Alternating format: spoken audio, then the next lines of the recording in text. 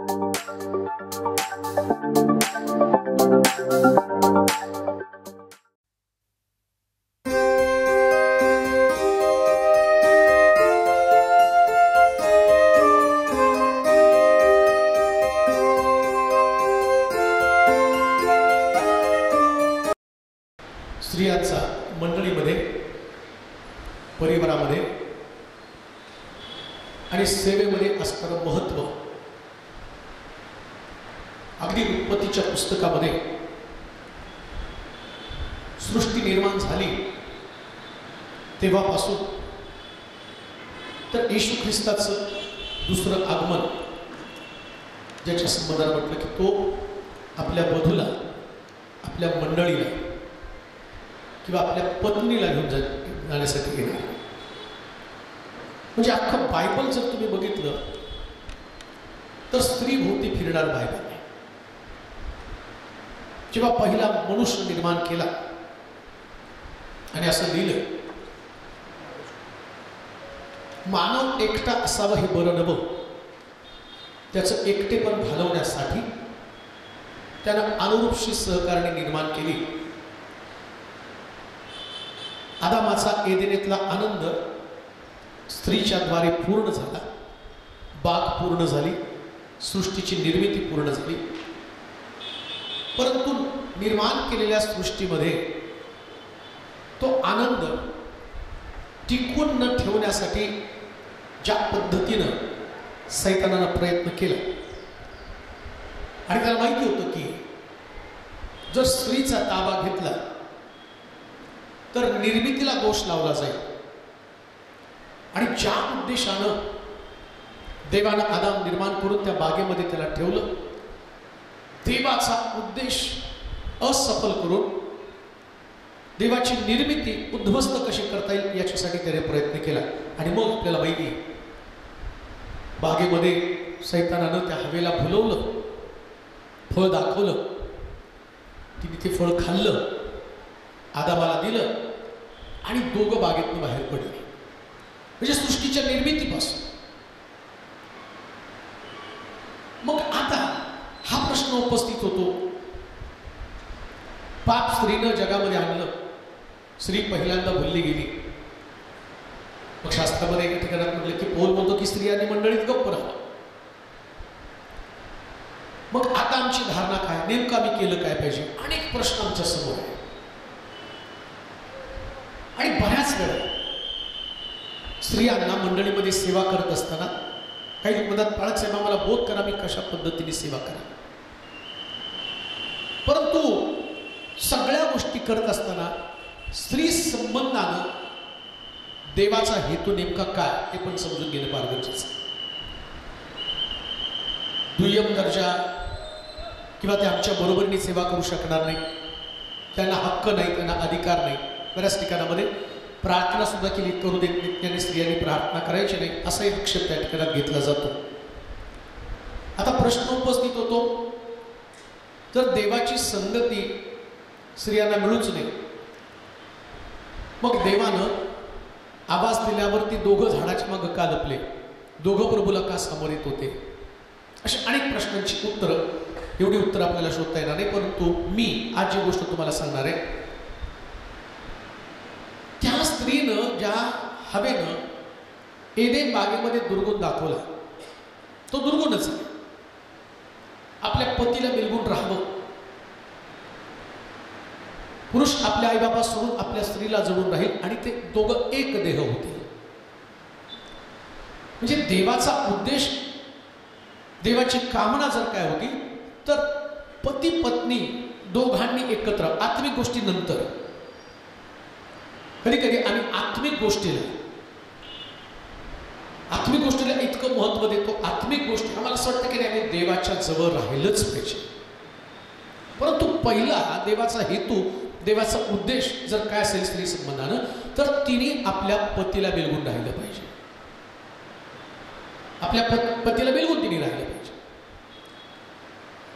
देवचे ज्ञान पुरुषाला देतो आणि त्याला तो मार्गदर्शन करत असताना या दोघांनी एकत्र राहावं हा देवाचा पहिला उद्देश आहे. आणि तिने मुलं जन्माला घालवावी, त्याच्यावरती संस्कार करावा, कुटुंब चालवावं, या प्रकारे प्रभूनं सगळी व्यवस्था करून ठेवलेली आहे. परंतु आज जी गोष्ट आम्ही पाहणार आहोत, असं म्हटलं या स्त्री संबंधानं शास्त्रामध्ये लिहिले बरं का, ती मौलवान स्त्री, तिच्या संबंधानं नीतीश्वराच्या पुस्तकात लिहिलं, मोत्याहून ती मौलवान आहे. मग बऱ्याच वेळ लग्नामध्ये ते वचन टाकलं जातं, सद्गुणी स्त्री कोणाला प्राप्त होते तिचं मोल मोत्याहून अधिक आहे, आणि लावलं जातं लग्न. आणि मग लग्न लावल्यावर काही दिवस गेल्यावर ती सासू सांगती, बाई आली, सगळं घर मोडतोड करून टाकलं. कुटुंबामध्ये प्रॉब्लेम, मंडळीमध्ये प्रॉब्लेम, लेकरांच्या जीवनामध्ये प्रॉब्लेम. एक गोष्ट ध्यानात ठेवा, समाज व्यवस्था निर्माण करण्यासाठी सगळ्यात मोठं योगदान जर कोणाचं असेल तर ते स्त्रीचं असतं. आणि प्रभू येशू ख्रिस्ताने ती गोष्ट हेरली. अजून एक गोष्ट मला सांगतो, येशूची 12 शिष्य आहेत, परंतु जेव्हा तो क्रुसावरती गेला, 12 शिष्यांमधला फक्त एक शिष्य योहान हा वधस्तंभाच्या पायथ्याजवळ होता, तर 4 स्त्रिया येशूच्या सोबत होत्या. म्हणजे बघा त्यांनी भरपाई कशी केली. एदेन बागेमध्ये फळ खाल्लं, आदामाला बाहेर काढलं, परंतु जेव्हा येशूला गरज होती तेव्हा या 4 स्त्रिया येशूच्या वधस्तंभाच्या पायथ्याजवळ होत्या. आणि प्रभू येशू ख्रिस्त पुनरुत्थित झाला, आणि पुनरुत्थित झाल्यावर त्यानं मरियेला दर्शन देऊन सांगितलं की जाऊन सर्व शिष्यांना सांग आणि विशेष करून पेत्राला सांग. सर्व शिष्यांना सांग, विशेष करून पेत्राला सांग. ज्या स्त्रीनं पहिला आदाम एदेन बागेतनं म्हणजे देवाच्या सानिध्यातनं बाहेर आला, प्रत्येक गोष्ट शास्त्रामधली जी आहे ना त्याच्यामध्ये देवाचा हात कसा असतो, पुनर्स्थापना कशी असते, पुनर्जीवन कसं असतं. जिने एदेन बागेतनं म्हणजे देवाच्या सानिध्यातनं आदामाला बाहेर काढलं, आता देवाची इच्छा होती जिने बाहेर काढलं तिनेच परत त्याला देवाच्या सानिध्यामध्ये आणावं, तिनेच आणायला पाहिजे परत. मग प्रभू येशू ख्रिस्तानं त्या मरिया मग्दलिया तिला सांगितलं की काम कर, जाऊन सर्व शिष्यांना सांग मी उठलेलो आहे. लक्षात घ्या, पुनरुत्थानामधला जर पहिला भाग, पहिलं दर्शन जर कोणाला असेल तर त्या स्त्रियांना होतं. स्त्रियांना पहिलं दर्शन मिळालं. आणि त्यांना का दर्शन मिळालं त्याचं कारण पण मी तुम्हाला सांगतो. येशूचे शिष्य, त्यांना येशूनं सांगितलं होतं की मी 3ऱ्या दिवशी पुन्हा उठणार आहे, पण त्यांचा विश्वास नव्हता. आणि त्यांना असं वाटलं की आता येशू गेला, आपलं आपलं कामकाज करायचं. पेत्र पण आम्ही पाहतो की जाळं घेऊन निघाला, मासे पकडायला निघाला. पण स्त्रियांनी मात्र त्याला सोडलं नाही. का मी गोष्ट तुम्हाला सांगतो माहिती का, तुम्ही आत्मिक लोकांना उभं करण्याचं काम फक्त मंडळीमध्ये स्त्रिया करू शकतात. इतकी ताकद तुमच्यावर. सैतानानं आदामाला का फळ दिलं नाही? आदामाला नाही दिलं त्याने. त्याला असं वाटलं असेल कदाचित, मी जर याला फळ दिलं तर हा फळ खाईल आणि बायकोला देणार. बघा अजून पण तुम्ही काही गोष्टी तुमच्या लक्षात येतील. एखादी गोष्ट नवरा खरेदी करून घरी आला तर ती बायको म्हणते तुम्हाला काही कळत नाही हो, तुम्ही काही पण घेऊन येते. आता बघा, जर त्या दिवशी आदामाच्या हातात फळ दिलं असतं आणि हवेला नेऊन दिलं असतं तर ती गोष्ट तोच डायलॉग पडला असता. तुम्हाला काही कळत नाही, तुम्ही काहीतरी घेऊन आला, तुम्हाला कळत नाही का? देवानं सांगितलं होतं मधल्या झाडाचं फळ खायचं नाही, अक्कल नाही का? घेऊन आला का फळ, तुम्ही खाल्लं, तुम्हीच मारा. त्याला माहिती होतं हे कुणाला द्यायचं, कुणाला कसं खायला घालायचं. मग या सैतानानं काय केलं, बरोबर स्त्रीच्या हातामध्ये फळ दिलं आणि तिने एवढं भारी नवऱ्याला पटवून सांगितलं त्या फळाचं महत्व कसं गोड आहे, चवीला किती इष्ट आहे. हा माझे डोळे उघडले, देव काहीतरी खोटं सांगतो, लबाड येते. मग या सैतानानं स्त्रीच्या हातामध्ये फळ दिलं. दुसरा आदाम प्रभू येशू ख्रिस्त आला आणि लुसिफर समोर एक चॅलेंज त्याने निर्माण केलं. तिला तू फसवलं, परंतु आता हिला मी तुझ्या विरुद्ध वापरणार आहे. जे माझे शिष्य मला सोडून निघून गेले, आता या शिष्यांना पुन्हा माघारी जाऊ नये, पुन्हा माघारी जाऊ नये. परंतु नुसतं या शिष्यांमध्ये जे शिष्य, येशूचे 11 शिष्य राहिलेले आहेत, त्यातल्या एकाला, ज्याच्या संबंधाने म्हटलं पेत्राला विशेष करून जाऊन सांग. मग बाकीच्या शिष्यांना, आता येशू त्यांनी 500 लोकांना, येशूचे मूळ शिष्य सुरुवातीला 500 होते, 500 लोकांना त्यांनी दर्शन दिलं. 500 मधनं त्यांनी 70 मधनं 12 आणि 12 मधनं 11 राहिले. मग आता विचार, सगळ्याला दर्शन दिलं, सगळ्या थोमाची सुद्धा त्यांनी भेट घेतली, प्रत्येक शिष्यांची त्यांनी भेट घेऊ शकला असता. पण मरीला तो का सांगतो की जाऊन पेत्राला विशेष सांग? त्याचं कारण मी तुम्हाला सांगतो. जगामध्ये फक्त स्त्री ही एक अशी गोष्ट आहे, तीच समेट करू शकते, बाकी समेट कुणाला करता येत नाही. परिवारामध्ये समेट करण्याचं काम जर कोण करत असेल तर फक्त स्त्री. तिचं हृदय मोठं असतं. म्हणून बघा, पवित्र शास्त्रामध्ये सुद्धा तुम्ही अनेक स्त्रिया पाहाल की ज्या स्त्रियांनी काही लोकांना वर आणलं आणि काही जे देवाचे निवडलेले लोक आहेत, जसं सकाळी मी तुम्हाला तुम्ही नव्हतं, सकाळी आम्ही पाहिलं की शलमोनासारखा ज्ञानी व्यक्ती, ज्याला देवानं 3दा दर्शन दिलं, तो शलमोन सुद्धा त्या स्त्रियांनी दर्शनाच्या नंतर ज्या त्याच्या उपपत्न्या होत्या त्यांनी त्याला मूर्तीपूजेच्या नादी लावलं आणि देवापासून त्याला तोडलं आणि शलमोनाचा अंत करून झाला. शमशोन पॉवरफुल व्यक्ती आहे, अभिषेक आहे त्याच्या डोक्यावरती, आणि या शमशोनाचा अभिषेक काढण्यासाठी जर कोणाचा वापर केला तर स्त्रीचाच वापर केला. त्याच्या डोक्यावरच्या बटा काढून टाकण्यासाठी, आणि त्याच्या मनातलं सिक्रेट कोणाला जमलं नाही, पलिष्ठांना जमलं नाही, त्याचं सिक्रेट काय, त्याच्या सामर्थ्याचं सिक्रेट काय हे ओळखण्याची ताकद कुठल्या पलिष्ठांमध्ये नव्हती. पण दलिलीनं त्याच्या मनातलं ती गोष्ट जाणून घेतली आणि पलिष्ठांना ती सांगितली आणि शमशोनाला बंदीशाळेमध्ये टाकलं. आता हे सगळं तुम्ही पाहताय. मग तुमची भूमिका काय? तुम्हाला देवानं कोणतं काम सोपवलेलं आहे? हा प्रश्न आमच्या समोर आहे की आम्ही नेमकं काय केलं पाहिजे. बायबल आम्हाला काय सांगतो, कशा पद्धतीनं आम्ही मौलवान व्यक्ती बनावं. सगळे मौलवान नाही, सगळे सद्गुणी स्त्री नाहीये. सद्गुणी स्त्री मधले सद्गुण मंडळीला कसे उपयोगी पडतात, परिवाराला कसे उपयोगी पडतात, हे बायबलमधनं आम्हाला पाहायचं. एक कुटुंब उभं करण्याचं काम, देवामध्ये आणण्याचं काम, लेकरांना संस्कार करून मोठं करण्याचं काम, किंवा समाज व्यवस्था स्थिर करण्याचं काम कोण करतं तर स्त्री. पुरुष कामाला जात असतो, तो कामकाज करत असतो, पण ती आपल्या लेकरांवरती संस्कार करत असते. मग तुम्हाला ती गोष्ट माहिती असेल, बऱ्याच वेळा ऐकली असेल, मायबाच्या दिवशी गोष्ट सांगितली जाते. एक मुलगा होता आणि मग आई कष्ट करत असताना, कष्ट करता करता पुरे परत नव्हतं. मग तो मुलगा एकदा शाळेतनं, त्याच्या आई त्याला सगळं पुरवत नव्हती, मग शाळेतनं पेन चोरून आणला. आईने पाठ थपटली. मग हळूहळू तो मोठ्या चोऱ्या करायला, मोठ्या चोऱ्या करता करता मग तो त्याचा हातून खून रडला, आणि खून रडल्यावरती मग जजनी सांगितले की तुला आता फाशीची शिक्षा देणार आहे. मग त्याला विचारलं तुझी शेवटची इच्छा काय? तो शेवटची इच्छा, मला माझ्या आईला मिठी मारायची.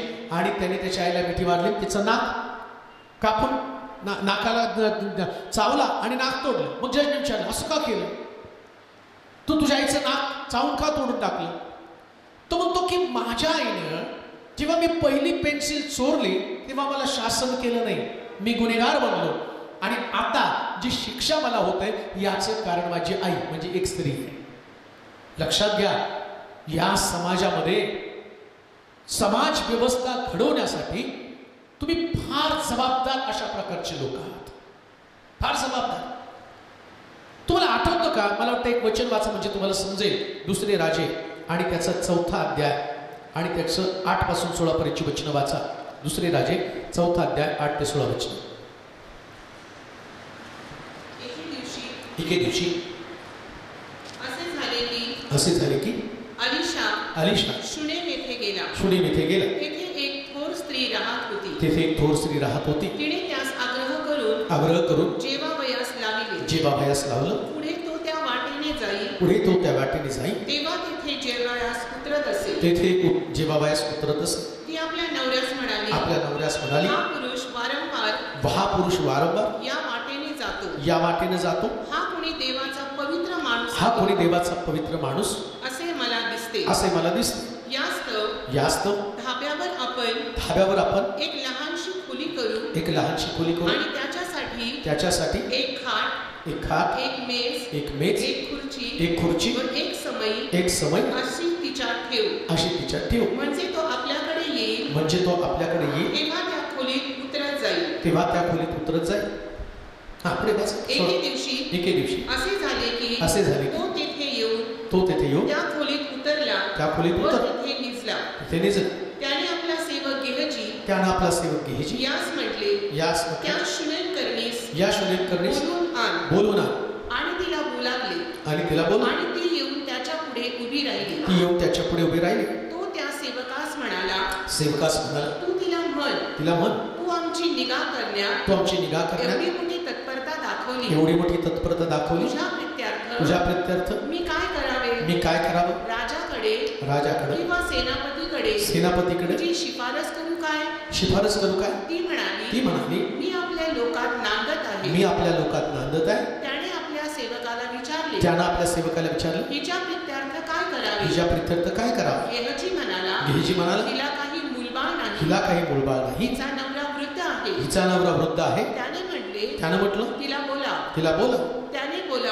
त्याने बोलावल्यावर ती येऊन दारी उभी राहिली. तो तिला म्हणाला, वसंत ऋतू पुनरुपी येईल. तेव्हा तू पुत्रास राशी धरशील. एक थोर स्त्री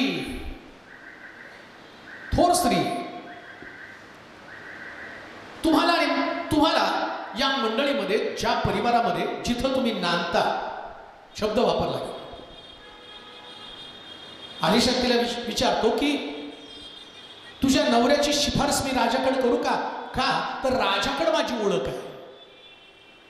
परंतु ज्यावेळेस राजाच्या शिफारसी संबंधानं किंवा तिच्या पतीला नोकरीचा आशीर्वाद देण्या संबंधानं अलिशा विचार करतो आणि विचारणा करतो. त्यावेळेस ती म्हणते की मी जिथं नांदते, हा शब्द खूप महत्वाचा. जिथं नांदते,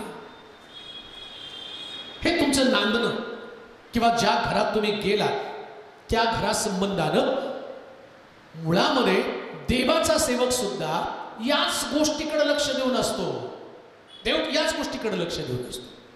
बऱ्याच वेळा मी सेवा करताना काही सिस्टर लोकांचं ऐकत असतो, फळक साहेब उगीच लग्न केलं, तुमच्यासारखी सेवा करत फिरले असते तर खूप छान झालं असतं संसारात. आणि मला आणि त्यांना मी जर ना तुमच्याशी लग्न केलं, त्याला वाटतं बायकोला धार्मिक आहे, पण ती संसाराला कंटाळलेली असते, नांदायला कंटाळलेली असते. परंतु शास्त्र काय सांगतं माहिती? ज्या उद्देशानं स्त्रीची निर्मिती केली त्या उद्देशामध्ये आम्ही पाहतो, काल सुद्धा आम्ही ऐकलं, योहाना ही पहा तुझी आई, आणि तिला म्हणतो बाई हा पहा तुझा पुत्र योहाना. आणि ती मरिया येशूची शिष्या होती. आता प्रश्न असा उपस्थित होतो, त्याच्यानंतर मरिया कुठं गेली? मरियाने काय मिनिस्ट्री केली, काय सेवा केली? बरं, तिने सेवा केली तर तिच्या सेवेसंबंधीची नोंद पवित्र शास्त्रात कुठं आहे का? या सगळ्या गोष्टीचा विचार करावा. म्हणजे तिचा मुख्य भाग काय होता? कुटुंब, परिवार. या परिवारामध्ये राहत असताना तुमच्या परिवारामध्ये तुम्ही कसे आशीर्वाद आणू शकता, कसं अलिशाला आणू शकता आणि कसं थोरपण मिळवू शकता. थोरपणा संबंधाने मी बोलतोय, मोठेपण. तिला थोर म्हटलं का? थोर म्हटलेलं आहे. बरं, आता ही स्टोरी लिहिताना कोणतं वाक्य, कोणता शब्द, कोणती डिग्री उगाच तिथं दिली जात नाही, उगाच दिली जात नाही. आता मी बायबल कॉलेज केलं नाही, पण तरी मला पालक म्हणतात ना, डिग्री आलीच का नाही मला? तुम्ही काय विचारता मला इथं आल्यावर, तुम्ही डिग्री घेतली का? सांगा कुठल्या कॉलेजला गेले? म्हणजे मी चर्च चालवतो, लोक मला पाळत. बायबलमध्ये तसं नाही. एक दर्जा, एक स्थान, एक पद. जेव्हा त्या स्त्री संबंधानं तिला थोर म्हटलं, याचा अर्थ तिचं थोरपण पण समजून घेतलं पाहिजे. मग काय मिनिस्ट्री केली, काय सेवा त्यांनी केली, खरी सेवा कोणती आहे? पुलपिटवर येऊन तुम्ही जे वचन सांगता ती सेवा आहे. त्या सेवेकडे तुम्ही पाहू नका. या स्त्रीनं कोणती सेवा केली, कोणता कसा काय तिला तो दर्जा मिळाला. नीट ऐका. या स्त्री संबंधानं आम्ही सुरुवातीला वाचलं, तिनं रस्त्यानं जाणाऱ्या देवाच्या माणसाला ओळखलं. स्त्रियांनी नेहमी देवाच्या माणसाला ओळखलं पाहिजे. ज्या स्त्रिया देवाच्या माणसाला ओळखत नाही त्या कधी थोर बनू शकत नाही. थोर बनण्याची ती क्वालिटी आहे. कोणतं थोरपण? देवाचे लोक कोण आहेत? तुम्ही रस्त्यानं जाणारे पुष्कळ लोक पाहाल, परंतु ते लोक तुमचं आकर्षण नाही. स्त्रियांचं आकर्षण आलिशा असला पाहिजे. आणि आलिशा म्हणजे तारण. आणि येशूचं दुसरं नाव तारणच आहे. स्त्रियांचं आकर्षण थोर बनण्यासाठी. म्हणून तो म्हटलं, मारते मारते तू बहुत गोष्टीची चिंता व दगदग करते, मरियेनं चांगला वाटा निवडलेला आहे. तुमच्या घरासाठी तो वाटा आहे. कोणता वाटा? येशूच्या चरणाजवळ बसून जीवनाच्या गोष्टी ऐकल्या. तुम्ही पुष्कळ गोष्टी ऐकता, परंतु येशूच्या गोष्टी संबंधाने काय? कोण स्त्री थोर बनणार आहे? तिची नजर तेज असली पाहिजे. हा देवाचा माणूस आहे. एक गोष्ट ध्यानात ठेवा, देवाच्या माणसाला ओळखणारी नजर ज्या स्त्रीकडे असते ना, ती स्त्री थोर असते. तुम्हाला देवाची माणसं ओळखता आली पाहिजे. आणि देवाची माणसं, आता बघा, तो पुरुष वारंवार एक शब्द वापरलाय तिथे. वाचता का वचन? हा, वारंवार काय म्हटलं तिथं? ती आपल्या नवऱ्यास म्हणाली, हा पुरुष वारंवार या वाटेने जातो. वारंवार या वाटेनं जातो म्हणजे नियमित तो तिथून गेला.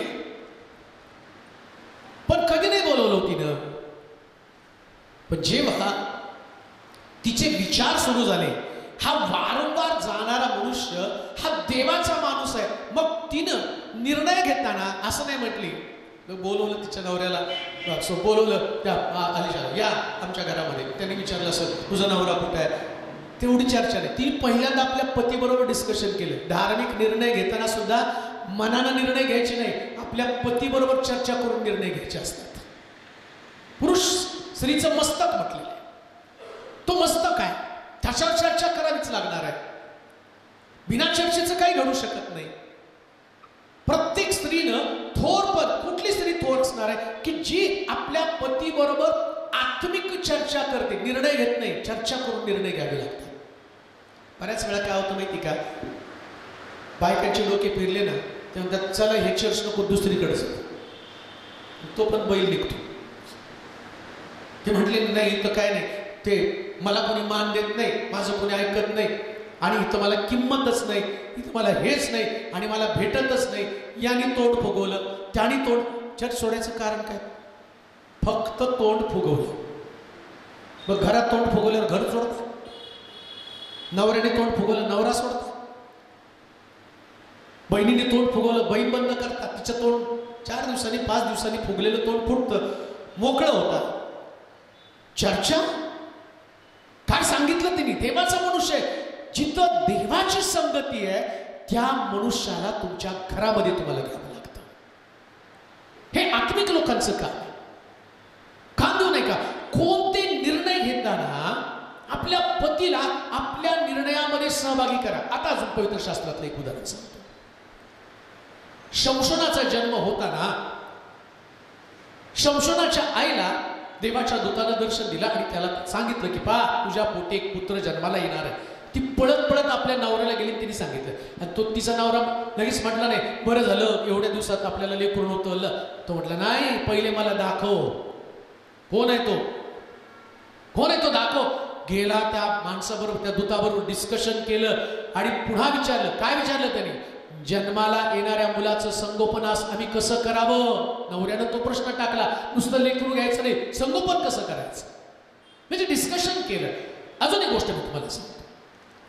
जेव्हा तुम्ही आत्मिक स्त्रिया बनता, स्पिरिच्युअल सेक्स, एकदम स्पिरिच्युअल स्त्रियांचा दर्जा तुम्हाला मिळाला ना, सारे संबंधाने काय घडलं? सारा हगारेचा मुलगा इश्माईल, जी सारेची चूक आहे, ही सारेची चूक असताना सुद्धा जेव्हा इश्माईल आणि इसाक एकत्र खेळायला लागले तेव्हा सारा म्हणती हे दोघं एकत्र राहायला नको, आणि त्यांचा वाद परमेश्वरापर्यंत गेला. तेव्हा परमेश्वर काय सांगतो माहिती का? सारा म्हणती ते ऐक, का तर दर्जा सुधारलेला आहे. एक स्पिरिच्युअल स्त्री, थोर स्त्री बनलेली. थोर स्त्री कशी काय बनली? कसं काय थोर बनली ती? चूक तर तिने केली. कोणती चूक केली?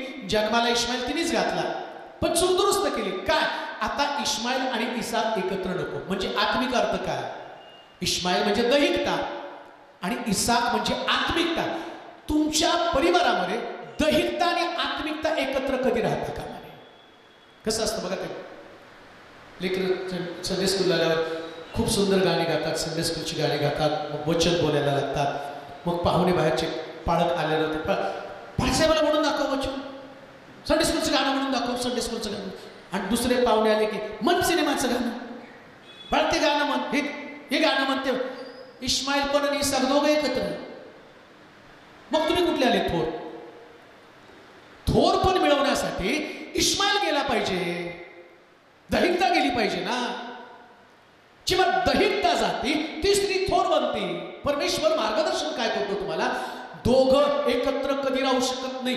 म्हणून गलती करायच्या पत्रामध्ये सांगितलं आत्म्याच्या प्रेरणेने चाला, म्हणजे तुम्ही देह वासना पूर्ण करणार नाही. जिथं देहाची वासना आहे तिथं पवित्र आत्मा कसा राहणार? म्हणून लक्षात घ्या, थोर पण असं मिळत नाही. आम्हाला ते नेत्र आवश्यक आहे ज्या नेत्रामध्ये देवाचा मनुष्य प्रभू येशू ख्रिस्त आलिशा आमच्या नजरेला पडला पाहिजे. बरं, आता तिने काय केलं? आपल्या पतीबरोबर डिस्कशन केलं. आणि नवऱ्याला लक्षात घ्या, तुम्ही सगळ्या गोष्टीमध्ये फोर्स करता. बऱ्याच स्त्रिया आहेत ना, त्या आता मी पाळक आहे, जवळजवळ 28-29 वर्ष सेवा करतो. त्याच्यावर एक डायलॉग मला कायम ऐकायला भेटतो. पाळक साहेब यांच्यासाठी प्रार्थना करा, यांना चर्चला यायला आवडत नाही. म्हणजे ते दाखवताना काय, माझा नवरा नाही धार्मिक, मी धार्मिक आहे, मी फार उपास करते, मी फार प्रार्थना करते. मी एक गोष्ट मला विचारायची आहे, माहेरच्या लग्नाला जाताना त्याची इच्छा नसताना त्याला फरफटत घेऊन जातं. कुणाचं तरी असतं तर फक्त चर्चला नेताना तुम्ही नाही होते माझं ऐकत नाही तरी घेऊन जाताना ओढत. देवाच्या बाबतीमध्ये अहो तुम्ही कुठले आले? थोर स्त्री ती, जसा यहोशुवा म्हणतो मी आणि माझं घराणं परमेश्वराची सेवा करेल, ही स्त्री सुद्धा सांगते काही झालं तरी चालेल, पण माझ्या घराण्याला घेऊन मी देवाच्या सेवेमध्ये उभे राहील. हे तुमचं जीवन असलं पाहिजे. आलिशा तुमच्या घरात यायलाच पाहिजे. बरं, नुसता आलिशा तुमच्या घरामध्ये म्हटलं तुम्ही आलिशाला नाही या ना पाळत, काही लोक या ना पाळत साहेब घरामध्ये बसा, बोचके मांडून ठेवले. कसं पाळत तरी बसेल का हो घरामध्ये? बोचके सगळे तिथं ठेवलेले असले. मी ज्या मंडळीचा पाळक आहे तिथं एक ब्रदरने मला म्हणते, पाळक साहेब बरं झालं तुम्ही 3 महिन्यात तर आमच्या घरात येता का? त्या निमित्ताने आमचं घर साफ होऊन जातं. म्हणजे आमची बायको घर स्वच्छ करते. का तर पास्टर येणारे म्हणून सगळं घर साफसूफ करून ठेवते. मग मी पण थोड्या बसतो तिथं, मग त्यांच्याबरोबर जेवतो, सगळं करतो. आता विचार कर, सगळं स्वच्छ आहे म्हणून. आता या स्त्रीनं आलिशा आपल्या घरात त्याला पहिल्यांदा बोलवलं. आता ती काय म्हणते माहिती का? कायम आपल्या घरामध्ये तो राहायला पाहिजे. आलिशा प्रतिकात्मक इशू आहे. आलिशा प्रतिकात्मक इशू आहे. कसं काय? जेव्हा आलिशा मेला त्याला कबरेमध्ये ठेवलं आणि कबरेमध्ये आलिशाच्या अस्थी शिल्लक राहिल्या. आणि एक मनुष्य मेल्यावर त्याला कबरेमध्ये ठेवलं तर आलिशाच्या अस्थीला त्याच्या अस्थी लागल्या आणि तो मेलेला मनुष्य जिवंत झाला. आता येशू ख्रिस्त संबंधाने काय? काल आम्ही ऐकलं प्रभू येशू ख्रिस्त त्याला कबरेमध्ये पुरलं आणि येशूच्या अस्थी त्या कबरेतल्या व्यक्तीला लागल्या आणि मेलेले जिवंत झाले. म्हणजे ते प्रतिकात्मक आहे. आलिशा एक प्रतिकात्मक व्यक्ती. आता हा प्रतिकात्मक आलिशा म्हणजे येशू, जी स्त्री आपल्या घरामध्ये येशूला आणण्याचा आग्रह करते ती थोर स्त्री आहे. तुमच्या घरात तो आग्रह असला पाहिजे. कित्येक परिवारामध्ये सगळं आहे पण येशू नसल्या कारणानं घराची वाताहत झालेली आहे, कुटुंबाची दैना उडालेली, तुमची लेकरं देशोधडीला लागली, पतीमध्ये शांती नाही, पगारामध्ये पुरवठा नाही, घरातलं वातावरण बिघडलेले, वादविवाद, भांडणं, अशांती, कोणाचं कुणाशी पटत नाही, सगळ्यांची तोंड वेगळ्या दिशेला गेली. कोण जबाबदार आहे, कोण त्याला जबाबदार आहे? मी पुन्हा तुम्हाला सांगतो, थोर स्त्री बनण्यासाठी येशू घरामध्ये येणं गरजेचं आहे. म्हणून मरिया काय म्हणते माहिती काय? येशू ख्रिस्त लाजरस मेल्यावर तिथं पोचल्यावर मरियेचा डायलॉग काय? ती म्हणते, तू असता तर माझा भाऊ मेला नसता.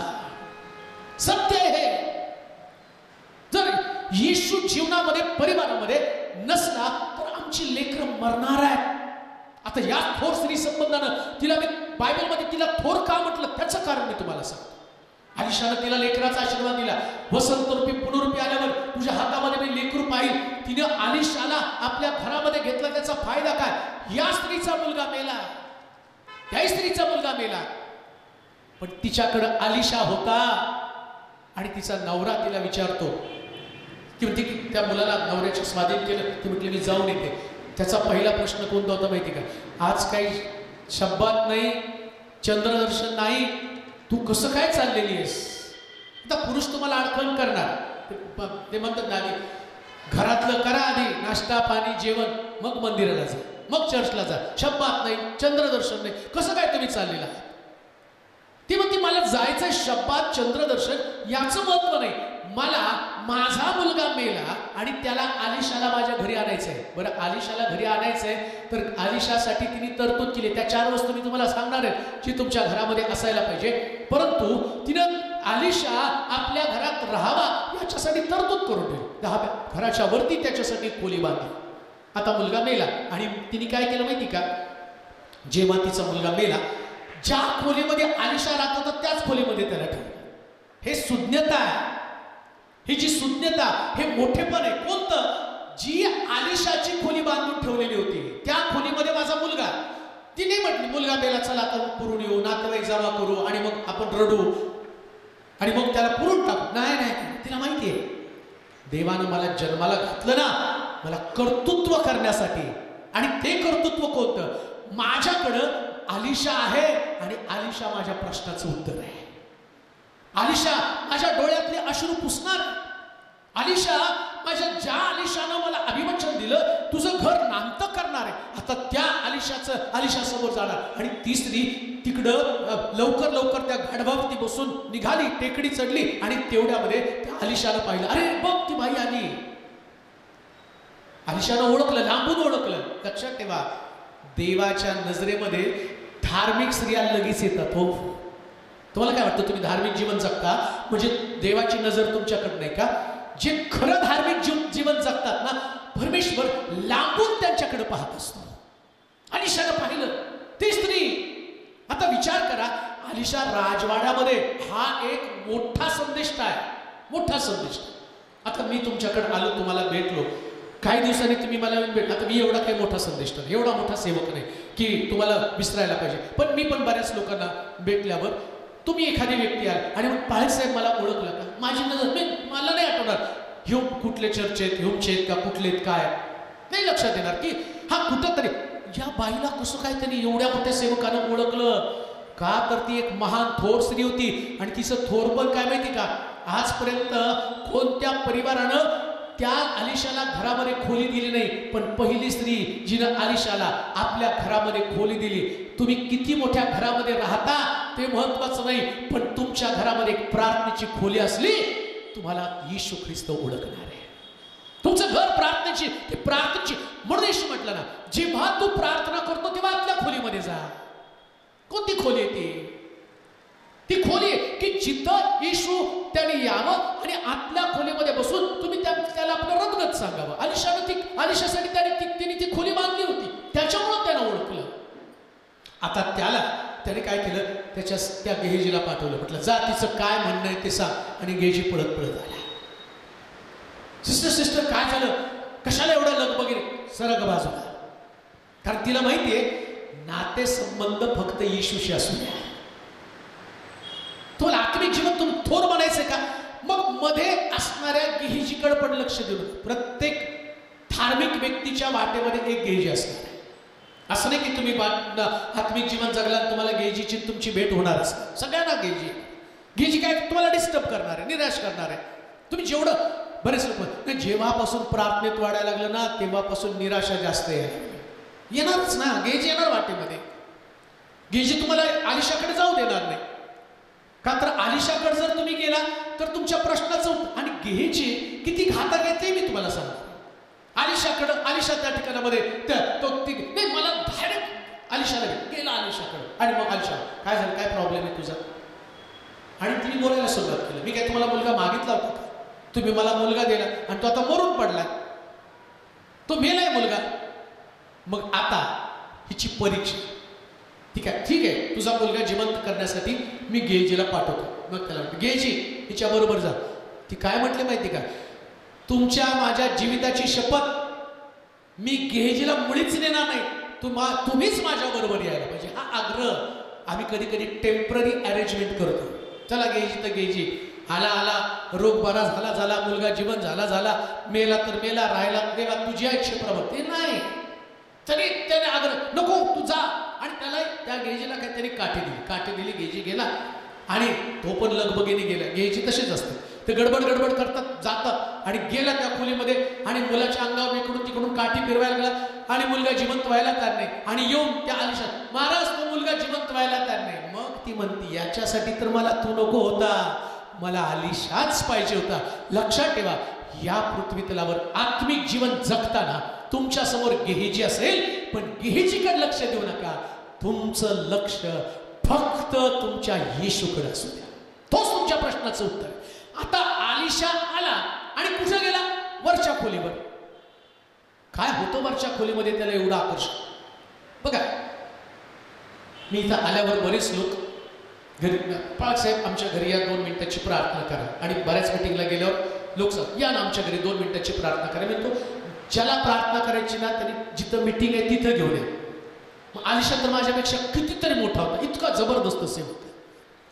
तोही म्हणू शकला असताना बाई एक काम कर, जशी आली त्या वाटेनं परत जा आणि तुझ्या नवऱ्याला तुझ्या मुलाला घेऊन यायला सांग, तुम्ही दोघं जण या, मी तुमच्यासाठी प्रार्थना करेन आणि तुझा मुलगा बरा होऊन जाईल. आलिशाच्या मनामध्ये त्या स्त्री संबंधानं तिच्या प्रश्नासंबंधानं एवढी कशी तळमळ होती, कशी काय एवढी मोठी झाली होती ती, की त्या आलिशाला त्याचं ठिकाण डोंगर सोडून त्या बाईकडं तिच्या घरापर्यंत जाण्यासाठी कशी काय एवढी मोठी झाली. कोणतं थोरपण तिच्याकडे होतं, कोणतं आकर्षण होतं आलिशाला, की त्याला त्याची जागा त्याचं ठिकाण सोडून त्या स्त्रीच्या घरी जावं लागलं. कोणतं थोरपण होतं. त्याच्यासाठी पुन्हा ते वचन वाचूया आपण. दुसरे राजे 4 अध्याय 8 ते 16 वचन. एके दिवशी 8 ते 16 ना. एके दिवशी असे झाले की आलिशा शुनेम येथे गेला. तेथे एक थोर स्त्री राहत होती. तिने त्यास आग्रह करून जेवावयास लावलं. पुढे तो त्या वाटेने जाई. तेव्हा तेथे जेवावयास उतरत असे. काय केलं त्याने, आग्रह करून जेवायला लावलं. पण जेवण हा शब्द जो आहे ना तो फार मोठा आशीर्वादासाठी कारण ठरलेला. तुम्ही बघा एलिया सुद्धा एका विधवेच्या घरी गेला तेव्हा त्याला सांगितलं, कावळा बंद केला आणि त्याला सांगितलं की जा तू त्या स्त्रीच्या घरामध्ये जा, विधवेच्या घरामध्ये जा. सारखं त्या ठिकाणी विधवा, त्या विधवेच्या घरामध्ये तुझी प्रोव्हिजन, तुझी तरतूद करून ठेवली. आता माझ्यासारखा सेवक मी विधवा म्हटल्यावर मी काय विचार केला, गव्हर्नमेंटमध्ये असेल, रिटायर झालेली असेल, मोठी पोस्ट असेल आणि तिच्याकडे भरपूर पैसा असेल, ज्या देव बोलतो ना मी तुझी तरतूद प्रोव्हिजन तिच्या घरामध्ये केलेली. माझ्या डोक्यात तशी एलियाच्या डोक्यात तशीच कल्पना. आणि जातून त्या स्त्रीकडे पाहतो तर काय, ती स्त्री 2 काठ्या जमा करून घरामध्ये जात असते. तेवढ्यात एलिया तिथे जातो आणि म्हणतो बाई मला थोडंसं प्यालाभर पाणी. ते ठीक आहे, जाऊन प्यालाभर पाणी घेऊन येते. थांबा म्हटली स्वामी महाराज, जाऊन लगेच नाही कोरभर भाकर शिजवून. बघा बरं मला आलिशाला तिने जेवायला घातलं. एलिया विधवेच्या घरामध्ये गेला. तेच ती स्त्री, ती विधवा काय म्हणती माहिती का, महाराज गाडग्यामध्ये थोडंसं पीठ आहे, माझ्यासाठी आणि माझ्या मुलासाठी एक भाकर मी भाजणार, ती मी खाणार, माझा मुलगा खाणार आणि मरून जाणार. तेव्हा एलिया तिला काय म्हणतो माहिती का, तसं करू नकोस, आधी भाकर मला भाज, मग तुझ्या मुलाला भाज. आता विचार कर, एकच भाकरीचं पीठ आहे, याला भाजल्यावर मुलाला कशी काय भाजणार? पण थोरपण याच्यासाठीच आहे ना. स्त्रियांमध्ये ते थोरपण त्यांना माहिती आहे, जेव्हा त्या स्त्रिया आपल्या परिवाराला वाचवण्यासाठी जे देवाचं वचन सांगतात तसं स्वीकारतात, त्या स्त्रिया थोर बनतात. म्हणजे काय? तुम्ही तुमचं कुटुंब, तुमचा परिवार चालवताना तुम्हाला माहिती आहे की तुम्ही तुमच्या परिवारामध्ये ज्या गोष्टीचं नियोजन केलेलं आहे, तुमचा पगार, तुमचा पुरवठा हा मर्यादित आहे. ती तुमच्या लेकरांसाठी, तुमच्या पतीसाठी आणि तुमच्या व्यक्तिगत जीवनासाठी या सगळ्या गोष्टीचा तुम्ही विचार करता.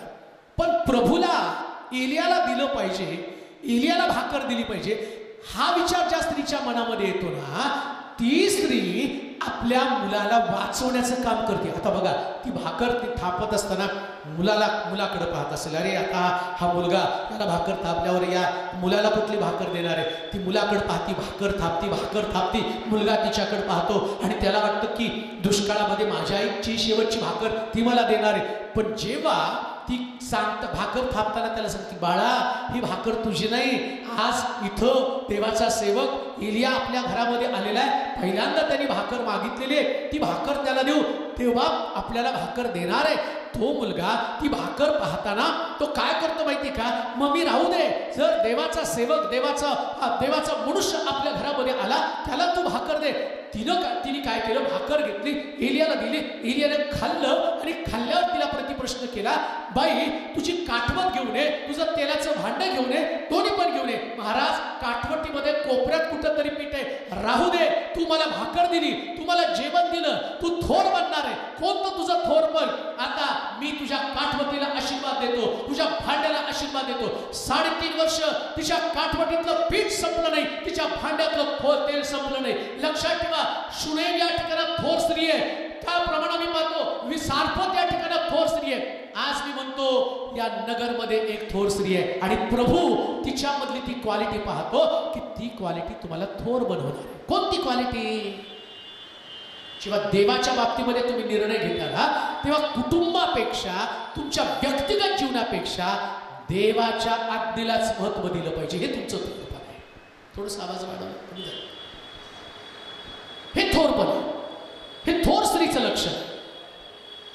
म्हणून थोर स्त्रीच्या बाबतीमध्ये विचार करताना तुम्ही तुमचे व्यक्तिगत विचार बाजूला ठेवता. त्या स्त्रीने पण काय केलं? अलिशा वारंवार वाटेने जातो, त्याला जेवायला घातलं.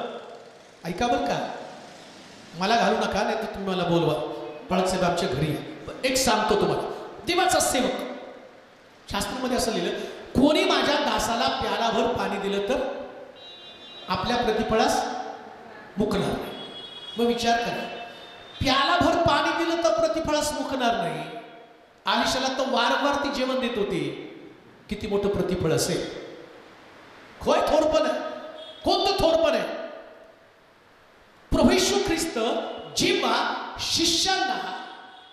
त्या शिष्यांना सांगितलं, दोघांनी जावा, वाटेसाठी जोडला घेऊ नका, भाकरी घेऊ नका, कमर कशामध्ये पैसे घेऊ नका, ज्या घरात तुम्ही जाल त्या घरामध्ये तुम्ही राहा. कुठपर्यंत? जोपर्यंत मी तुम्हाला सांगतो तुम्ही सेवा करता तोपर्यंत. मग आता भाकर घेऊ नका, कमर कशात पैसे घेऊ नका, मग हा कसं काय जिवंत राहणार आहे? ऐका, थोर बनवण्याचं ते माध्यम तुम्हाला सांगत आहे. तुम्ही आत्मिक लोक कसे बनाल, कसं तुमचं परिवार उच्च पदावरती, कसं तुमचा परिवार मोठा बनणार आहे, असं म्हटलं त्या ठिकाणामध्ये. तर तुम्ही ज्या घरात जाल, तुम्ही जाताना त्या घरामध्ये म्हणा तुम्हाला शांती असो. स्वार्थ सांगणाऱ्याचे पाय किती मनोरम आहे, किती सुंदर आहेत. अहो, अलिशा तिच्या घरामध्ये येणार होता, शांतीची वार्ता घेऊन येणार. कोणती शांती? बाई तुला मुलगा होणार ही शांती. तिचा नवरा वृद्ध आहे, त्याला लेकरू होऊ शकत नाही, आणि त्या ठिकाणामध्ये लोकांचे शब्द, लोकांचा दोष, काय एवढे वर्ष लग्नाला झाले, एवढे वर्ष लग्न झाले, म्हातारे झाले, परंतु आता तुम्हाला लेकरं नाही. अलिशा तिच्याकडे शांतीची बातमी घेऊन आला. कोणती बातमी? तुझा नवरा म्हातारा झाला तरी तुझ्या नवऱ्याच्या द्वारे तुझं घर मी नांत करणार आहे. एका वाक्याच्या द्वारे. कोणतं? त्या बाईनं वारंवार त्या अलिशाला आपल्या घरामध्ये जेवणासाठी निमंत्रण केलं. या थोर स्त्रीची ती पहिली क्वालिटी आहे, म्हणजे सेवकाची काळजी. ज्या मंडळीमध्ये सेवकाची काळजी घेणाऱ्या स्त्रिया नसतात ती मंडळी कधी थोर नसते बरं का. तुम्हाला सेवकाची काळजी घ्यावी. सेवक हा तुमच्या घरासाठी आशीर्वादाचं कारण. लक्षात ठेवा, आशीर्वाद तुम्हाला स्वर्गातनं पडणार नाही. आशीर्वाद स्वर्गातनं नाही पडणार. भालकर एलियाला द्यावी लागली तेव्हा तिची काठवण आशीर्वादित झाली. जोपर्यंत भाकर एलियाकडे जात नाही तोपर्यंत. आता बघा, डोंगरावरती सुद्धा प्रभू येशू ख्रिस्त त्याच्याकडे शिष्य आले. ते म्हटले, प्रभूजी गेली 3 दिवस झालं लोक आपल्या मागे, त्याने डबे नाही, जेवण नाही, इथं काय खाण्यासाठी पण नाही. त्यास येशू काय म्हटलं माहिती का, तुमच्या भाकरी त्यांना द्या. ऐका बरं वाक्य, तुमच्या भाकरी तुम्ही द्या. आता बघा, रानामध्ये इस्रायल लोक जेव्हा मिस्रातनं निघाले तेव्हा देवानं रानातनं त्यांना मान्ना पाठवला. भूक लागल्यावर मान्ना दिला, मटण दिलं. त्यांनी कुरकुर करायला लागले, काय पुस्तक मान्ना खाऊन खाऊन कंटाळाला, मटण नाहीये. लावे पक्षी पाठवले. लावे पक्षी खाऊन झाल्यावर ते म्हणतात, काय नुसतं मटण, मान्ना, कांदा नाही, भेंडी नाही, काकडी नाही. बघा आपले ख्रिस्ती लोक असे बरं का, काय पण देताना ते बोंबलतच राहतात नाही का, हे नाही ते नाही ते नाही. तिथं त्यांनी तशीच ओळख केली. मग आता विचार करा, डोंगर रानात मान्ना दिला, डोंगरावरती पण त्यांनी चमत्कार करायला पाहिजे होता ना. असं काही मिरेकल्स करायला पाहिजे होतं की डोंगरावरती भाकरी यायला पाहिजे. येशू होतो. येशूची पद्धत वेगळी आहे, हेच मी तुम्हाला सांगतो. जेव्हा काना गावामध्ये त्यांनी पहिला चमत्कार केला, ते म्हणले द्राक्षरस संपला. त्यास येशू म्हटला, आधीचं रांजण रिकामं करा आणि दुसरं रांजण पाण्यानं भरा. बघा, एलियाने एक चमत्कार केला विधवेच्या घरी. त्या 4थ्या अध्यायामध्येच तुम्ही गेला तर घरी वाचा, मला तेवढं सांगायचं नाही तुम्हाला. अजून मला वाटते भजनाचा कार्यक्रम आहे, लवकर संपूर्ण मला गरजेचं आहे. मी तुम्हाला असं रात्रभर असंच कीर्तन तुम्हाला इथं सांगू शकतो, पण तुम्हाला जाऊन परत पहाटेची जाऊ त्याच्याकडे लक्ष देऊ नका. आता तो एलिया त्या बाईच्या घरामध्ये जातो. ती म्हणते की माझा पती तुझा सेवक मरून गेला आणि मरताना कर्ज ठेवून गेला आणि आता तो सावकार येणार, माझ्या मुलाला घेऊन जाणार आहे. तो काळजी करू नको, इकडे तुझ्या घरातली सगळे भांडी जमा कर, तेलाचं भांडं घेऊन ये. त्या तेलाच्या भांड्यावर त्याने आशीर्वाद दिला आणि मग म्हटलं भांडी भरायला त्याने सुरुवात केली. त्या बाईनं सगळी भांडी भरून जाईल, शेजारी पाजारची भांडी घेऊन ये, ती पण भरली. आणि तो तुझा आता विक आणि उदरनिर्वाह कर, तुझं कर्ज फेडून टाक. तिथं पण एलियानं काय पद्धत वापरली माहिती का, तुमच्याकडे जे आहे ते त्याने आशीर्वादित केलं. बऱ्याच लोकांची मला फाळक साहेब देवाला खूप देण्याची इच्छा आहे, तुम्ही अशी प्रार्थना करा की मला देवाला भरपूर द्यावा. तुम्हाला भरपूर दिल्यावर तुम्ही देता, ह्याच्यात काय विशेष आहे? माझं कर्ज पेटलं पाहिजे मग मी तुम्हाला तुमच्या मंदिरासाठी देईल, तुम्हाला याच्यासाठी. तो मिरॅकल नाही, तुमच्याकडचं आहे ते आणून दिलं. मग डेअरी केलं एका मुलानं. ऐकली असेल चर्चा, अरे येशू म्हटलं ना भाकरी द्या भाकरी द्या भाकरी द्या. शिष्य म्हटले आमच्याकडे भाकरी नाही. तू इकडे या, माझ्याकडे भाकरी आहेत. किती भाकरी आहेत? 5 भाकरी 2 मासे. तो म्हटला घेऊन या. येशूनं त्या 5 भाकरी 2 मासे घेतले आणि मग आशीर्वाद दिले. विचार करा, छोट्या मुलाचं नाव येशूच्या बरोबर डोंगरावरती आलं. एक छोटा मुलगा. अरे नगरच्या स्त्रियांनो, थोर बना.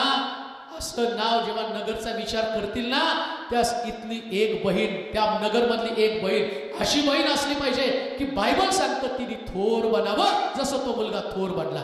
शास्त्र सांगतं ही येशूची पद्धत आहे. डोंगरावरती त्याने अचानक काय घडू, अचानक काही घडणार नाही. एका व्यक्तीने मला फोन केला, मला पाळक साहेब 1 कोटीची लॉटरी काढली, प्रार्थना करा. 1 कोटीचं जर लॉटरी मला लागली तर 10 लाख तुम्हाला देणार आहे.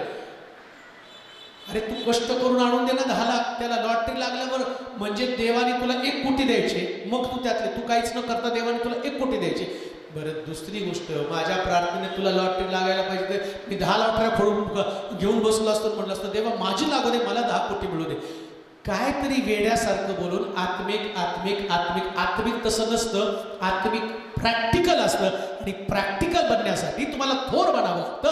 आणि थोर बनण्यासाठी जे आलिशाला आपल्या घरामध्ये घेतात, त्याला भोजन घालतात, त्याला जेवायला घालतात आणि मग आलिशा म्हणतो मला आता तुला आशीर्वाद द्यायचा. आता 4 गोष्टी पटकन सांगून जातो. 4च गोष्टी त्याच्या पुढे वाचा. हा पुरुष वारंवार या वाटेने जातो. हा कोणी देवाचा पवित्र माणूस आहे, देवाचा कोणी पवित्र माणूस असे मला दिसते. याच तो धाब्यावर आपण एक लहानशी खोली करू आणि त्याच्यासाठी एक खाट एक मेज, एक खुर्ची, एक समय अशी तिच्या ठेवू. आता ती काय म्हणते माहिती का, अलिशा आपल्या घरामध्ये कायमस्वरूपी राहायला पाहिजे, कायमस्वरूपी. आमचा प्रॉब्लेम काय माहिती का, आमच्याकडे येशू येतो नाताळाला, नवीन वर्षाला तो जातो, परत गुड फ्रायडेला येतो, त्याला कुसावरती देतो, ईस्टरला पुनरुत्थित होतो, पुन्हा 25 तारखेला आम्ही येतो, म्हणतो येशू ये माझ्या हृदयात जन्म घे. दरवर्षी जन्म घे, दरवर्षी कुसावरती, दरवर्षी पुनरुत्थान. म्हणजे तो टेम्पररी आमच्यामध्ये राहील. कायम कसा राहणार आहे? कायम राहण्यासाठी 4 गोष्टी आवश्यक आहे. पहिली गोष्ट कोणती हो? पहिली काय? का आलिशा तुमच्या घरात राहण्यासाठी पलंग, खाटीची गरज आहे. कशाला लागती खाट? विसावा. रात्रीच्या वेळेस तुम्हाला विसावा लागतो. मग तो विसावा कसा मिळणार आहे? कधी कधी तुमच्या घरामध्ये तुमच्या लोकांना विसावा नसतो. तो नवरा किंवा घरातले लोक म्हणतात या घरामध्ये मला पाऊल सुद्धा टाकू वाटत नाही. एक वचन वाचा म्हणजे तुम्हाला ते समजेल. नीती सुधाराचं पुस्तक 21 अध्याय 9 वचन, पटकन वाचा. नीती 21:9. काय थोर स्त्री कोण बनती, कोणती क्वालिटी मनुष्याला किंवा ख्रिस्ताला आमच्या घरामध्ये वास करू देत नाही. नीतिसूत्राचं पुस्तक त्याचा 21 अध्याय आणि त्याचं 9 वचन. भांडखोर बायको बरोबर राहण्यापेक्षा, प्रशस्त घरात राहण्यापेक्षा धाब्याच्या एका कोपऱ्यात बसणे पुरवले. काय हो, मोठं घर आहे आणि बायको भांडखोर आहे. बायको म्हणजे स्त्री. आता तुम्ही म्हणता आलिशानं आमच्या घरामध्ये येऊन झोपायला पाहिजे, म्हणजे काय बाहेर गेलं पाहिजे हो? भांडखोरपणा, वाद करणाऱ्या पुरुष तो घराच्या कोपऱ्यामध्ये बसतो. येशू कसं काय येऊन तुमच्या पलंगावर बसेल? त्याला विसावा पाहिजे ना, त्याला शांती पाहिजे. जेव्हा तुमच्यामध्ये शांती असते तेव्हा येशू तुमच्यामध्ये येतो विसाव्यासाठी. पलंग आहे. म्हणून कुटुंबामध्ये स्त्रीनं काही केलं तरी वाद करता कामा नये. मग तुम्ही म्हणता नाही मग पाळत साहेब मी तोंड बंद ठेवलं तर त्यांचं तोंडले सुटते, तुमचं सुटू द्या, त्यांचं सुटू द्या आणि येशू बाहेर सुटू द्या. नाही चालतं आमचं. नाही हो, बरं शांती तरी किती करायची हो? आणि एका सिस्टममध्ये सांगितलं येशूला सुद्धा राग आला, त्याने असून घेतलं. मग बाई तू पण भांडे घे, ठीक एक करते. आणि मग संध्याकाळी झोपताना प्रार्थना, कौटुंबिक प्रार्थना. अहो एवढं भांडण करून सुद्धा कौटुंबिक प्रार्थना सोडत नाही. एवढ्या स्ट्रॉंग आहेत आपल्या बहिणी, एवढ्या स्ट्रॉंग आहेत. आणि ते गाल उच्चे धरून धरून तू बसत नाही का प्रार्थनेला? ग मम्मी आता तरी शांत हो. कसं राहील येशू घरामध्ये? कसं प्रभू वास करेल घरामध्ये? म्हणून नीतिसूत्राच्या पुस्तकामध्ये म्हटलं भांडखोर स्त्रीमध्ये प्रशस्त घरात राहण्यापेक्षा कुठं तरी एक कोपरा जिथं नजर तिची पडत नाही त्या कोपऱ्यामध्ये जाऊन बसतो. का तर तिचं भांडण आणि तो वाद मला घरामध्ये नकोय. म्हणून मी तुम्हाला सांगतो येशू त्या घरामध्ये ना तुझ्या घरामध्ये वाद नाहीत. आमेन म्हणाल का? वाद नाही पाहिजे. काय झालं तरी वाद नको आहेत. वादानं मनुष्य घरात राहत नाही. येशू कसा घरामध्ये राहत? शांती पाहिजे. त्याच्यासाठी पलंगाची गरज आहे. आता हा पलंग, त्या पलंगावरती काय करणार आहे? धन्य तो पुरुष जो दुर्जनांच्या मसलं तरी चालत नाही, पापी जनांच्या मार्गात पाऊल घालत नाही, तर धर्मनिंदकाच्या बैठकीत बसत नाही. अजून काय करतो तो? अहोरात्र काय करतो? विसावा कशामध्ये आहे? विसावा वचनामध्ये. ज्या घरामध्ये विसाव्यासाठी देवाचं वचन आहे तिथं प्रभू येशू ख्रिस्त राहतो, तिथं आलिशा. थोर कसं बनणार आहे? तुम्हाला विसाव्यासाठी देवाचं वचन. काही लोक टाइमपाससाठी भांडतात, करमत नाही म्हणून भांडतात. कधी कधी वेळ जा बरोबर काहीतरी विषय काढायचा. 1857 तुम्ही तेव्हा बोलला, ते त्याला झालं, मी तुला माफी मागितली, मी सॉरी म्हटलं सर, तरी तुमचं भांडण. आणि तुम्ही म्हणता येशू घरामध्ये राहायला पाहिजे. नाही, पहिली गोष्टच काय म्हटलं? खाट म्हणजे विसावा देवाच्या वचनामध्ये. त्याच्यात मला खूप स्पष्टीकरण द्यायचंय, परंतु वेळेच्या अभावी मी देत नाही. परंतु तिथं असं म्हटलं खाट, आणि खाट म्हणजे विसावा. 5 मिनिटामध्ये मी संपवतो. दुसरी गोष्ट काय म्हटलंय? मेज म्हणजे नेमकं काय? आलिशा तुमच्या घरामध्ये आल्यावर कायम राहण्यासाठी तुम्हाला मेजाची गरज आहे. काय मेजाचा अर्थ आहे, काय स्पिरिच्युअल मिनिंग आहे की तुमच्या घरामध्ये मेज आवश्यक आहे. मेज म्हणजे देवाची संगती, सहवास, किंवा ज्याला प्रभोजन म्हणतो. आता प्रभोजनाचा नियम काय, तो म्हणतो जेव्हा तू मेजाकडे येताल तेव्हा एकमेकाला आपापसात क्षमा करा. मेज म्हणजे समेट. ज्या घरामध्ये समेट नाही त्या घरामध्ये कधी सुद्धा प्रभू राहू शकत नाही. प्रत्येक परिवारानं एकमेकाबरोबर समेट केला पाहिजे. मला ही पसंत नाही, ही व्यक्ती मला आवडत नाही, ही व्यक्ती माझ्या घरातच नको आहे, ही व्यक्ती माझ्या जीवनामध्ये नको आहे. तुमचे वाद आहेत, काही लोक तुम्हाला नापसंत आहेत, तरी तुम्ही मेजाकडे येतात. समेट नाही तर तुम्ही थोर बनू शकत नाही. म्हणून मी सुरुवातीलाच तुम्हाला सांगितलं, मरियेला त्यानं सांगितलं पेत्रला जाऊन विशेष करून सांग मी उठलो का. मरियेला माहितीये, येशूला माहितीये या सगळ्या. आता ज्या अर्थी पेत्रानं शिव्या दिल्या आणि शास्त्रात नोंद झाली, याच आमच्याकडं कुठंतरी एका कानात कोपऱ्यात कुठंतरी घडलं जातं. तुम्ही घरी पोचण्याच्या अगोदर बातमी तुमच्या घरात पोचलेली असते, कुठंतरी करून काहीतरी करून आलेली असते, त्याच्या आधी बातमी. कसं काय एवढं फास्ट. मग पेत्राने येशूला शिव्या दिल्या, ती बातमी किती वेगाने पसरली. येशूला शिव्या दिल्या, येशूला शिव्या दिल्या, येशूला शिव्या दिल्या, सगळीकडे चर्चा. चांगल्याची चर्चा होणार नाही, वाईटाची सगळं बातमी. आता येशूने काय केलं, या चर्चेला पूर्ण विराम म्हणून त्याने सांगितलं पेत्रानं मला शिव्या दिल्या तो माझा प्रश्न आहे, तुम्ही समेट करा. आणि पेत्राला जाऊन विशेष सांगा मी उठलोय. ज्यास पेत्राकडे जाताना त्या मरियेच्या मनामध्ये एक भावना होती, सगळ्याला विसरला आणि पेत्राला विशेष सांगितलं, कारण पेत्र विशेष आहे. आणि मग तिने तो समेट केला आणि सगळे शिष्य एकत्र आले. लक्षात ठेवा, तेव्हा पवित्र आत्मा आला. समेट झाल्याशिवाय पवित्र आत्मा येणार नाही, समेट झाल्याशिवाय तुम्ही थोर बनू शकणार नाही. म्हणून बहिणींनो, मला तुम्हाला सांगणं आहे, परिवारामध्ये राहताना, मंडळीमध्ये राहताना तुमच्याकडं ते असं ती समय म्हणजे समेटाचं अंतःकरण असलं पाहिजे. जर समेटाचं अंतःकरण असेल तर तुम्ही कधी थोर बनणार नाही. आणखीन काही गोष्टी, त्या 2 गोष्टी आहेत, परंतु वेळेच्या अभाव मी संपवतो. पण जाता जाता तुम्हाला सांगतो, थोर पण असं मिळत नाही, ते देवाच्या वचनामध्ये टिकून राहिल्यानं प्राप्त होतं. माझी इच्छा आहे, स्त्रियांनी अनेक थोर पण केलं आणि शास्त्रामध्ये जागा मिळवली. नगरच्या माझ्या प्रिय बहिणींनो, असं थोर पण करा की जेव्हा महाराष्ट्रामध्ये या मंडळीची चर्चा होईल तेव्हा सगळ्यात जास्त थोर स्त्रिया याच मंडळीमध्ये सापडल्या. देव तुम्हाला आशीर्वाद करू. पण प्रार्थना करू.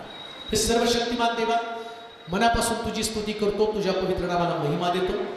प्रिय बहिणींबद्दल तुझं गौरव करतो प्रभूजी. आजचा दिवस हा आमच्यासाठी खरंच वेगळा दिवस आहे. काहीतरी आम्ही तुझ्याकडनं शिकावं, तुझ्यापासून मार्गदर्शन घ्या. तुझं वचन सत्य आहे. आमच्या पावला करता देवा, आमच्या मार्गावरती प्रकाश. आज या प्रिय बहिणींबद्दल मी तुला धन्यवाद देतो. आणि माझी प्रार्थना असेल, ज्या मंडळीमध्ये, ज्या परिवारामध्ये या बहिणी आहेत, थोरपणाची क्वालिटी त्यांच्यामध्ये निर्माण कर. ते समाज घडवणार, ते कुटुंब घडवणार, लेकरं घडवणार, देशासाठी आणि प्रभूची मंडळीसाठी ते शांतीचं प्रतीक असणार. असे अनेक पेत्र आहेत ज्याने येशूला नाकारलं, ज्याने येशूला शिव्या दिल्या, परंतु या मंडळीतून त्या थोर स्त्रिया, त्या थोर भगिनी तयार कर की जे पेत्रला ओढून आणतील आणि सांगतील प्रभू उठलेला आहे, प्रभू उठलेला आहे. पुनरुत्थानाची घोषणा करणाऱ्या थोर स्त्रिया या मंडळीतून तयार होते. अलिशाला ओळखणाऱ्या, अलिशाला आपल्या घरामध्ये जागा देणार, त्याचं मन सांभाळणाऱ्या, त्याला कायमस्वरूपी वास करावा याच्यासाठी मेहनत घेणाऱ्या बहिणी तू बन प्रभूची. आज रात्री प्रत्येकाच्या हृदयाशी बोल आणि घरी गेल्यानंतर कसा अलिशा माझ्यासोबत, माझ्या परिवाराबरोबर राहील याचा विचार करण्यासाठी तुझी कृपा करू. धन्यवाद देतो, तुझी स्तुती करतो, तुला गौरव, तुला महिमा देतो. येशूच्या नावात ही प्रार्थना विनवणी केली म्हणून